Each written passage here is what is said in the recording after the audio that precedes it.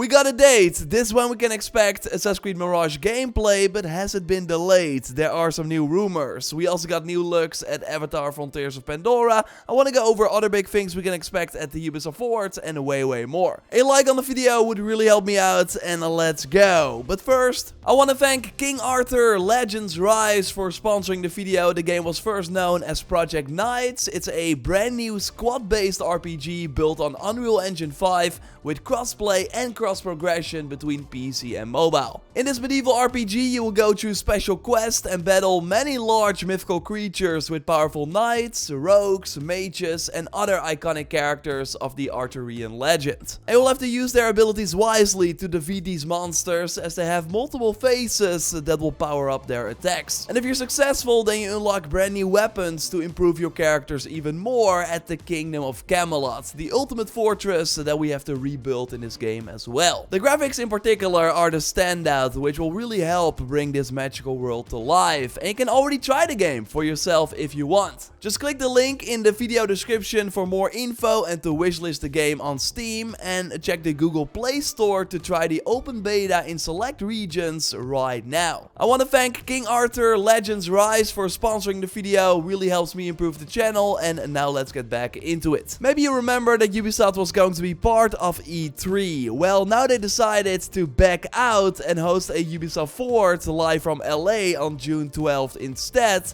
which is one day before E3 was supposed to happen. This event will include game updates and reveals, with Assassin's Creed Mirage gameplay of course being the highlight, and I want to hear them commit to a release date so we can stop these rumors once and for all. If you watched my recent Sunday video going over all the biggest news of the week, I will leave a link to it in the video description. They saw me discuss the pre-order image that was leaked for Avatar Frontiers of Pandora by a data miner who also shared more images of the game that I want to go over in a moment, but he also tweeted that both Mirage and Orlando, which the new crew game, were likely delayed, and that Mirage still runs on an old Assassin's Creed engine, although that part is not really surprising because it was first Assassin's Creed Valhalla DLC and is still coming to PS4 and Xbox One. But yeah, the delay is kind of scary, with him later noting that Mirage is currently planned for Q4 2023 to Q2 2024. Now, I immediately thought, how can a data miner that sure has access to some info like screenshots also know about a delay like this? And I just don't see Mirage in 2024, because we got Red at the end of 2024, and at this point one delay would cause a domino effect and then everything has to move,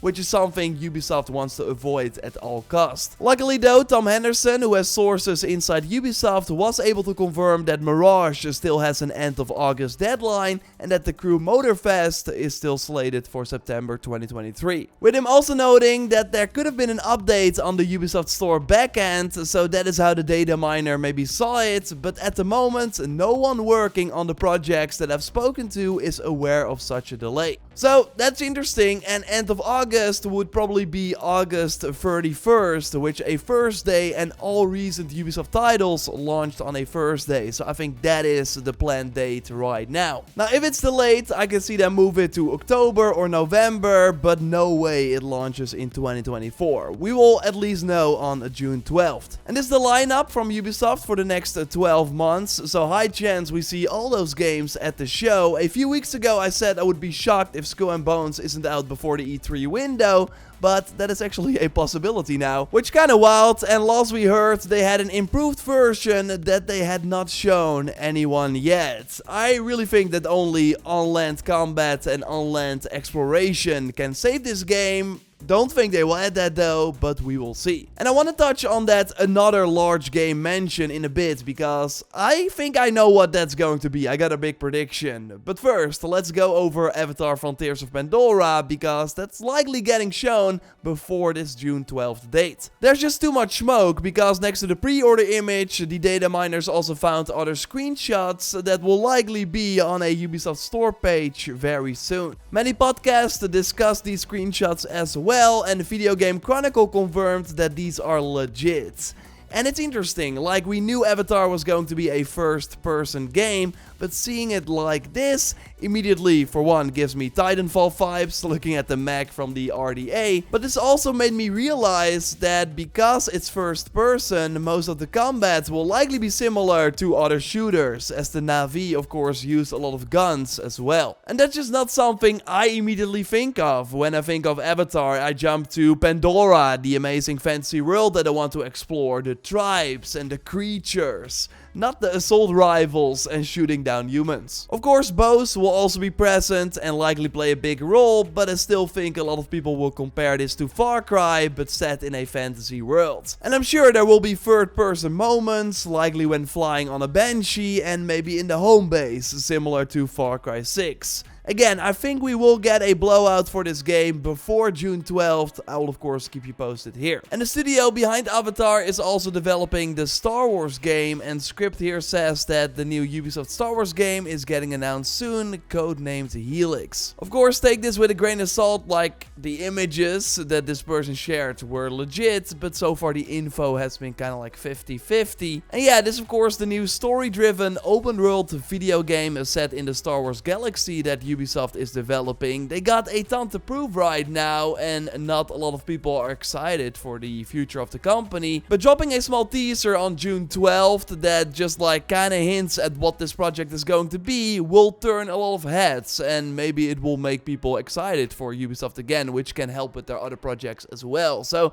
I can see it happen, with rumors now suggesting that this game will boast a fully open, seamless universe akin to that found in No Man's Sky, with activities on these planets, and at the heart of the game sits an in-depth, lengthy story driven by a fully customizable character that walks a path chosen by the gamer themselves. And this, by the way, according to Insider Gaming, and not 100% confirmed, but a game like this sounds of course really awesome. So I don't think it will be at the June 12th show, although if they really want to create some positive buzz, then dropping a teaser trailer is really the way to go. Same for the new Splinter Cell remake, by the way. I think they will save that for later. Beyond Good and Evil 2 or the Prince of Persia Sense of Time remake still need more time, so I also don't expect to see that this year. I, by the way, made a quick bingo card for this Ubisoft Forward show with things I think will be said. Let me know in the comments if you can kind of piece together which game I'm talking about here. The "and it's out now" is, I think, for X-Defiant. We've seen many shadow drops recently, they've all been really successful, and there's not a lot of hype around this free-to-play Call of Duty-like shooter, but they have been testing it a lot. I think it's pretty fun from what I played so far, and I think just shadow dropping it on June 12th, immediately after the show, could really help. We also got this rumor that they will revive a neglected franchise at E3, and it's not Rayman. Is it already time for Watch Dogs?